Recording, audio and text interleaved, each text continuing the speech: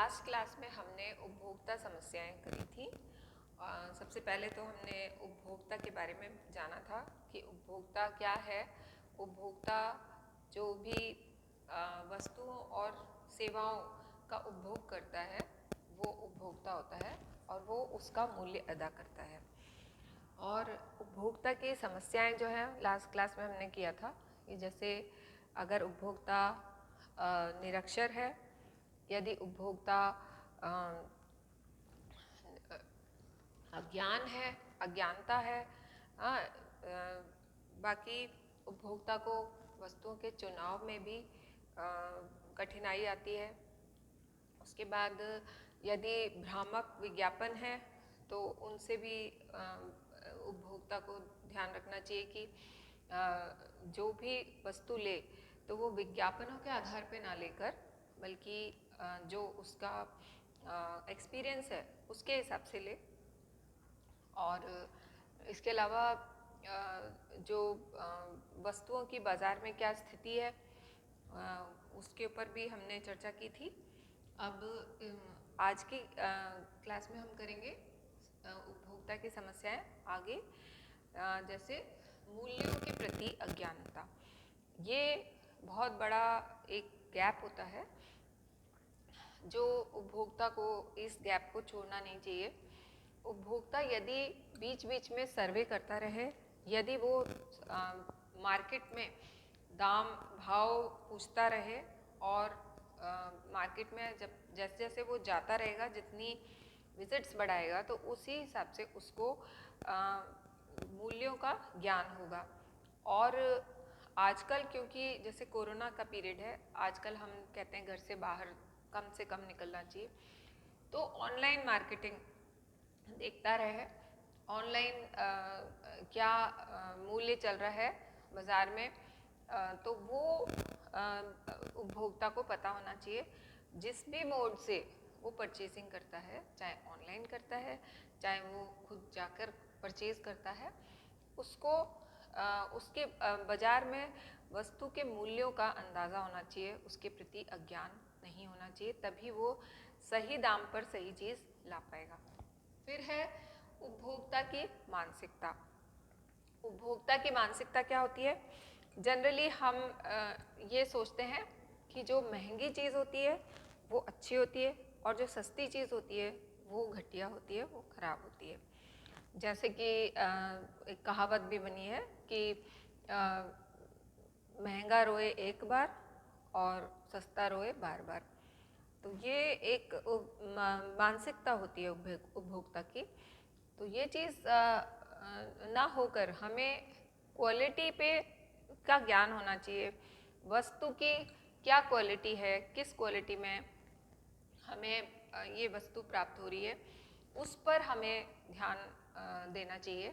कई बार ऐसा होता है कि हम अंदर जहाँ से वस्तु का उत्पादन होता है वहाँ से हम सस्ती चीज़ें आधे दाम में भी चीज़ें ले आते हैं, या कोई मार्केट ऐसा होता है जहाँ पर कम मूल्य में सामान मिलता है, वहाँ पर हम जाकर अच्छी तरह वस्तु की गुणवत्ता पे ध्यान देते हुए अगर हम वस्तु को खरीदते हैं तो हम कम दाम में भी अच्छी वस्तु ला सकते हैं।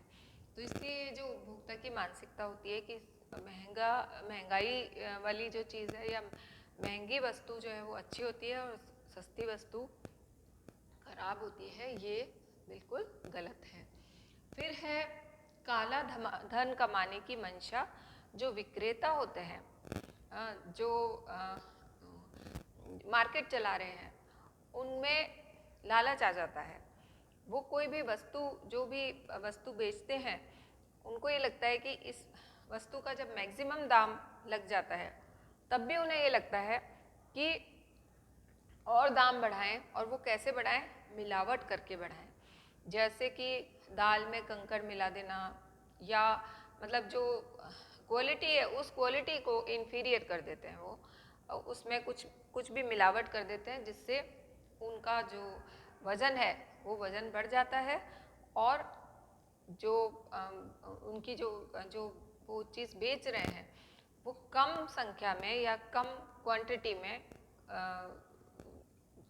वो जो उपभोक्ता है उसके पास चली जाती है। परंतु यदि इस तरह की मानसिकता होती है विक्रेताओं में, तो वो एक बार चल जाती है, 2 बार चल जाती है, बाद में जो उपभोक्ता है उसको भी पता चल जाता है कि यहाँ पर क्वालिटी अच्छी नहीं मिलती, वो यहाँ से लेना बंद कर देगा। तो इसलिए ये चीज़ ध्यान रखनी चाहिए। कई बार ऐसा भी होता है कि जो चीज़ें एक्सपायर हो जाती हैं, स्पेशली जो खाने की चीज़ें हैं, जैसे सॉसेस हैं, जैसे कोई मिक्सचर्स हैं, जो कि किसी एक टाइम के बाद वो एक्सपायर हो जाते हैं, तो वो क्या करते हैं, एक्सपायरी जो है ना उसकी वो स्क्रैच कर देते हैं और जो उपभोक्ता है उसको दे देते हैं। अब ऐसे में यदि उपभोक्ता जागरूक नहीं होगा तो वो घटिया चीज़ लेके आ जाएगा या एक्सपायर्ड चीज़ का भी दाम देके और उसको ले आएगा। तो ये चीज़ उसको ध्यान रखनी चाहिए कि कहीं भी वो जाए तो एक उपभोक्ता को जागरूक होना बहुत ही आवश्यक है। फिर नेक्स्ट है बढ़ती जनसंख्या।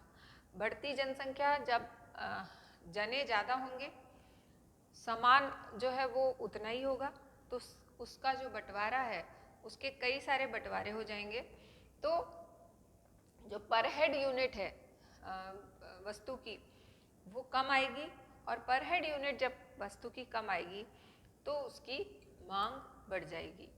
तो जनसंख्या वृद्धि के साथ साथ क्या होता है कि जो वस्तु है उसकी मांग बढ़ जाती है, क्योंकि उपभोग करने वाले ज़्यादा जने हो जाते हैं। तो इसलिए ये जो जनसंख्या वृद्धि है, इस पर भी उपभोक्ता को भी ध्यान रखना चाहिए कि अननेसेसरी अपने जो परिवार है उसको ना बढ़ाए। और ये इसलिए नहीं कि मार्केट में उसकी डिमांड बढ़ जाएगी, ऐसा नहीं, पर वैसे भी अगर हम कम बच्चों को अच्छी शिक्षा देते हैं, अच्छा उनका करियर बनाते हैं, तो वो ज़्यादा अच्छा होता है, बजाय इसके कि हम ज़्यादा बच्चों को ढंग से पाल नहीं पा रहे हैं और उनका जो वो है उनका पालन पोषण सही नहीं हो रहा और वो बेरोजगार बैठे हैं। तो वो चीज़ हमें ध्यान रखनी चाहिए कि हम जितने बच्चों को हम संभाल सकते हैं, जितने जनों को हम संभाल सकते हैं, उतने ही हमारे घर में हो। फिर नेक्स्ट है गरीबी। क्योंकि जनसंख्या वृद्धि हमारे देश में अधिक है, तो इसलिए उसके साथ साथ गरीबी भी है, क्योंकि बेरोजगारी भी बढ़ जाती है, और क्योंकि जो हमारा जो भी हमारे रिसोर्सेज हैं, हमारे जो साधन है, वो साधन तो सीमित है। अब वो सीमित साधनों का बंटवारा ज़्यादा हो जाता है, इस कारण से गरीबी आ जाती है। तो इसलिए गरीबी रेखा जो है वो बढ़ती हुई जनसंख्या के ऊपर आधारित होती है। और उपभोक्ता जो है वो, उसकी समस्या क्या है कि जब गरीबी है तो वो सस्ती चीज़ लेने के लिए मजबूर हो जाएगा, भले उसको पता हो कि ये क्वालिटी में ज़्यादा अच्छी नहीं है, परंतु उसके पास पैसे ही नहीं है खरीदने को। तो ऐसे में उपभोक्ता का जागरूक होना बहुत ज़रूरी है कि कहाँ पर सस्ती चीज़ मिलती है, सस्ती और अच्छी चीज़ मिलती है, वो वहाँ से वो चीज़ लाने का प्रयत्न करें। नेक्स्ट है मिलावट। मिलावट, जैसे कि मसाले हैं उसमें अलग अलग तरह की मिलावट होती है, हाँ, और जैसे खाद्य पदार्थ हैं उनमें भी अलग तरह की मिलावट होती है। फिर दूध में भी मिलावट होती है, आजकल केमिकल्स से दूध बनाने लग गए हैं, केमिकल्स से नकली मावा बनाने लग गए हैं। तो नकली दूध, नकली मावा, नकली देसी घी, ये बहुत बड़ी बड़ी फैक्ट्रीज बना रही हैं, और बहुत ये मतलब प्रचलन हो गया है, बहुत सारे रैकेट्स पकड़े जाते हैं आए दिन। तो ये चीज़ें जो है वो उससे उपभोक्ता को सचेत रहना चाहिए, क्योंकि विक्रेता तो पैसा कमाने के लिए बैठा है। अगर जिसकी यही मेंटालिटी है कि मुझे पैसा ही कमाना है किसी भी विध, तो वो मिलावट करने से डरेगा नहीं। तो कितनी कोई भी बाज़ार में जो भी चीज़ आती है उसमें मिलावट देखी जाती है, और यहाँ तक ये भी होता है कि वो ब्रांड भी उसमें स्पेलिंग चेंज करके उस ब्रांड से जो कि पॉपुलर ब्रांड है उसको बेचने लग जाते हैं। फिर है दोषपूर्ण भार एवं माप। ये भी एक बहुत बड़ी समस्या है।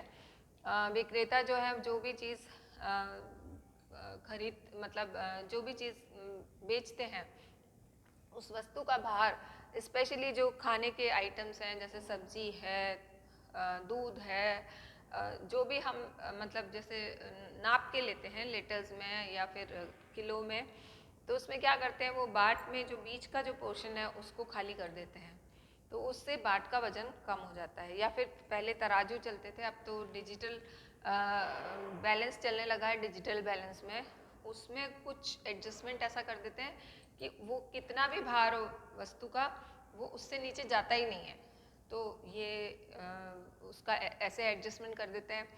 और पहले जो है वो तराजू ऐसे पकड़ते थे कि वो इस तरह से पकड़ते थे कि वो जो कांटा है वो नीचे नीचे जाने से कंट्रोल कर लेते थे वो, तो या फिर तराजू में नीचे बाट लगा देते थे, वो वेट लगा देते थे। तो ये चीज़ें जो हैं ये चीज़ें उपभोक्ता को धोखा देने वाली चीज़ें हो गई, तो इन चीज़ों का ध्यान रखना चाहिए उसको। और इससे जो उपभोक्ता है वो अगर जितना सचेत रहेगा, जितना ही वो अपने आप को साक्षर रखेगा, उतना ही उसके जो उसके साथ धोखा नहीं होगा। तो इसलिए ये जो उपभोक्ता की समस्याएं हैं ये आज हमने करी, जैसे मूल्यों के प्रति अज्ञानता, जैसे कि अगर बाजार का नॉलेज नहीं है और एकदम नए उसमें जाता है उपभोक्ता, तो उसको समझ में नहीं आता कि वो क्या खरीदे और कैसे खरीदे, या फिर उसका मूल्य सही है या नहीं है। तो वो चीज़ का उसको आइडिया होना चाहिए, मार्केट का उसको आइडिया होना चाहिए। सबसे पहले तो वो अपना जो भी चीज़ खरीदना है उसको, तो उसका आइडिया ज़रूर करके जाना चाहिए, चाहे वो ऑनलाइन आइडिया करे चाहे वो खुद जाकर आइडिया करे। तो ये बहुत ज़रूरी है। और उपभोक्ता की मानसिकता जैसे होती है कि सस्ता जो है वो हमेशा अच्छा नहीं होता और महंगा हमेशा अच्छा होता है, अच्छी क्वालिटी का होता है, तो ये मानसिकता भी दूर करने की आवश्यकता है। और इसके अलावा काला धन कमाने की अगर इच्छा रहती है विक्रेताओं में, तो वो उपभोक्ता के साथ तरह तरह के धोखे करते हैं। वो ऐसा भी करते हैं कि भंडारण कर लेते हैं चीज़ का, उसके बाद वो चीज़ मार्केट में अब उसकी जो क्वांटिटी है वो कम हो जाती है और फिर उसके दाम बढ़ जाते हैं, क्योंकि उसकी डिमांड बढ़ जाती है। तो डिमांड बढ़ जाती है तो उसकी सप्लाई उतनी होती नहीं है, तो सब लोग सोचते हैं कि जो मिल रहा है, जिस दाम मिल रहा है वो ले लो, चाहे वो दवाई में ले लीजिए, चाहे खाद्य पदार्थों में ले लीजिए, किसी भी चीज़ में ले लीजिए, या मेडिसिन में ले ये इसमें मेडिसिन और खाने पीने की वस्तुओं में ये चीज़ बहुत चलती है। और इसके अलावा हम जैसे वस्त्रों में भी ये चीज़ बहुत प्रचलित है। तो जो विक्रेता है वो तो धोखा करेगा ही उपभोक्ता के साथ, अगर उसमें काला धन कमाने की इच्छा है तो वो तो धोखा देगा ही, परंतु उपभोक्ता को बहुत सचेत होने की आवश्यकता है। उसे कोई बेवकूफ़ ना बना ले, इसलिए उसको मार्केट का नॉलेज होना बहुत ज़रूरी है, दामों का नॉलेज होना बहुत ज़रूरी है, चीज़ की गुणवत्ता की उसको अंदाज़ा होना चाहिए। तो ये चीज़ें उसके लिए बहुत ही इम्पोर्टेंट है। और फिर उसके बाद है बढ़ती जनसंख्या।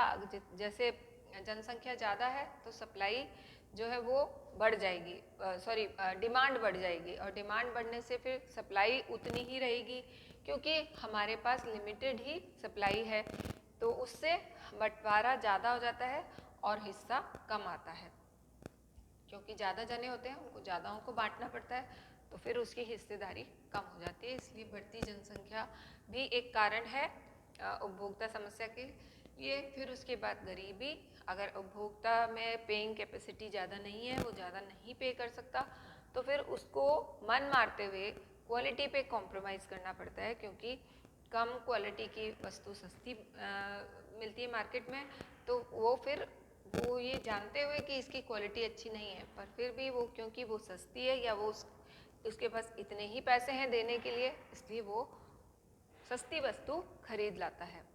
और ये जो दाम उसके सस्ते क्यों होते हैं, क्योंकि वो क्वालिटी वाइज बहुत ही इन्फीरियर होती है। ये आजकल जो है जैसे कोरोना चल रहा है तो उसमें वैक्सीन में भी आ गया है। चाइना ने जो वैक्सीन निकाली है वो सस्ते दामों पर चाइना जो है वो वैक्सीन निकाल रहा है, जिससे कि जो विकसित जो देश जो है वो जो विकसित हो रहे हैं, हाँ, उन देशों में ये वैक्सीन वो बेचेगा, जिससे उसको तो मुनाफा होगा। और यहाँ पर किस क्वालिटी की वैक्सीन आती है ये कुछ पता नहीं है। तो इसलिए इसी तरह से जो चाइनीज़ माल है वो भी बहुत सस्ता मिलता है, देखने में आकर्षक होता है, परंतु उसकी ड्यूरेबिलिटी बिल्कुल नहीं होती है, वो टूट जाता है जल्दी। तो और चाइना ने जो है वो हर मतलब जैसे इंडिया का पूरा मार्केट कैप्चर कर रखा था, तो अब जैसे सब लोग अलर्ट हो गए हैं कि चाइनीज़ माल नहीं खरीदना, चाइनीज़ पतंग नहीं खरीदनी। तो ये सारी चीज़ें हमें एक तरह से हमारे उपभोक्ता जो है वो जागरूक होता जा रहा है, इसलिए ये चीज़ें उसके दिमाग में आती जा रही हैं। उसके बाद दोषपूर्ण भार एवं माप, ये भी बहुत ठगी वाला काम है विक्रेताओं का। ये बाट का वज़न है उसको हल्का कर देते हैं, या डिजिटल बैलेंस है तो उसका एडजस्टमेंट ऐसे कर देते हैं कि वो कम नापता है। तो इस तरह से भार और माप में जो है वो गड़बड़ी होती है, और जो अगर हम शिकायत करें कंज्यूमर कोर्ट में जाकर, तो फिर वो वो डेप्यूट करते हैं व्यक्तियों को कि वहाँ की जांच करे। तो ऐसे कई लोग जो हैं वो औचक निरीक्षण करते हैं, और उससे फिर कई लोग पकड़े भी जाते हैं, कई लोगों को पता होता है तो वो अपना अरेंजमेंट कर लेते हैं।